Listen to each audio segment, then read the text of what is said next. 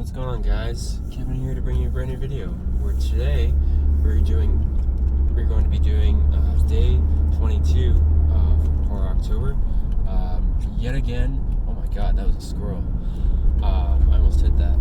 Yet again, we're recording this video in my car, and it's going to be uncut because we're once again a little strapped for time.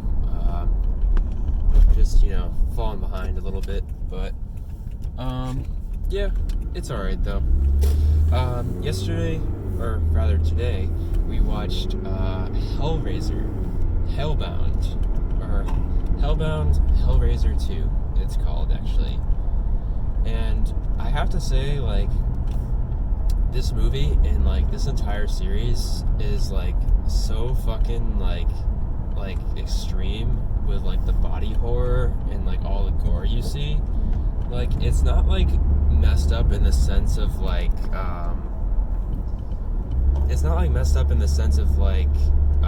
the girl next door, like that kind of messed up. It's more just like messed up with like the violence and like all the like the blood and shit that you see in this film. That's like, fucking Christ, man. But like, I mean, like, this movie also just like, this movie and this series in general also just has like such a fucking whack plot that's like so weird to try to understand that like it almost feels pointless to try to like put together what the hell the plot in this movie is even. It's just so fucking convoluted that I can't bring myself to give it that high of a rating after seeing this. I mean, even the first one was a little confusing, but like this one is just like even more like crazy with like all of like the stuff they do. And like the first one like had like a plot where you're like, okay, well, that's a thing, and like he did that, and I understand, like that's pretty crazy, but like I can understand that. But this one, you have to like really like take some big leaps in order to like understand what the hell is going on in this movie. So basically, I mean, like the second one goes like directly off of the first one, and that like the first one is basically this guy, Frank, finds a box and he opens it and unleashes like these demons that kill him. But then his blood was still there, so then this person ends up bringing him back with bloodshed from other people, and he comes back to life. And then the council of people, like led by like Pinhead and like these other guys, decided that like he should be like punished or whatever. And then like basically this main character, Kirsty, tries to save him but couldn't, and he has to like perish in like this like really bad hell or whatever. And then as a result of that, his wife Julia also dies, and that's the premise of this. That's where it leads into this next movie, is that in this next movie, Hellbound 2, or Hellbound Hellraiser 2, there's this blood on this mattress that belonged to I guess Julia, because by getting blood on there, that would bring back Julia. And I guess that was like this one guy's intention, and that was what was going to happen. There is like this like classic cliche of like what is it, like shit happens and then no one wants to believe that it happened, or no one believes the crazy girl who's like saying all this shit happened. Basically, this main character, Kirsty, winds up in like a mental hospital because of like what she had gone through, and like nobody wants to like believe her for what had happened. And like, yeah, I just think that cliche is a little bit like just tiring to see. There, I fixed the camera, so that should be a little better. But yeah, she basically winds up in this mental hospital, and no one wants to believe her, of course. And then like this one weird guy, like apparently had like already known about this like Hellraiser stuff with like this box that was being used, and plotted to bring this person back to life, Julia, using like bloodshed from other people. And he ends up like getting all these people to like bring her back, and she comes back, and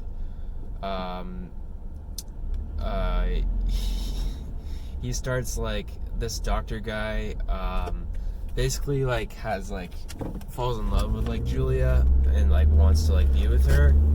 And this other girl who is also like a mental hospital patient had like lost her voice because she had like also like been solving puzzles, so they were like trying to like fix her by like I guess like getting rid of her voice, or maybe doing like some sort of brain surgery. They were doing some sort of brain surgery on her that caused her to like lose her voice, and so she was like a mute who could like solve puzzles.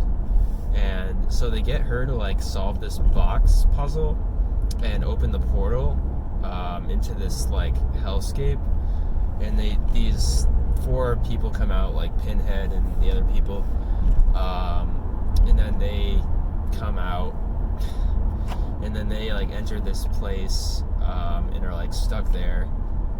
But then like Julia betrays this doctor guy and kills him, but then he ends up becoming like one of the lead guys, because like he had like gotten like wires on his face and like this thing over his head, and like he ends up killing Pinhead and the 3 other guys that were with him, who were like the like the leaders of this like hell realm, or whatever you want to call it.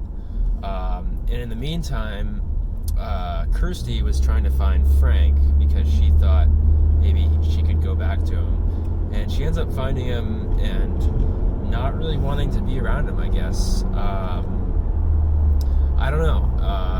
And then like she ends up burning him alive, and he gets fucked, which I guess is good. And then they end up escaping. The girl Tiffany and Kirsty end up escaping, and then they have to like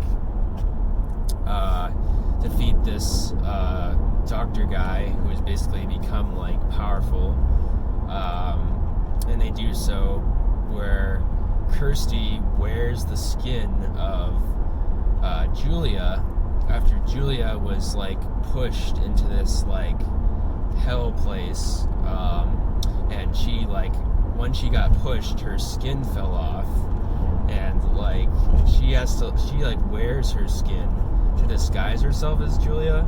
So then she like kind of like lures the doctor in by disguising herself as Julia, and that allows her to save Tiffany from him.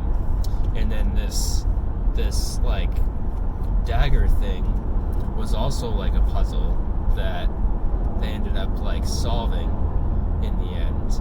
Like, oh my god, dude, what is this movie?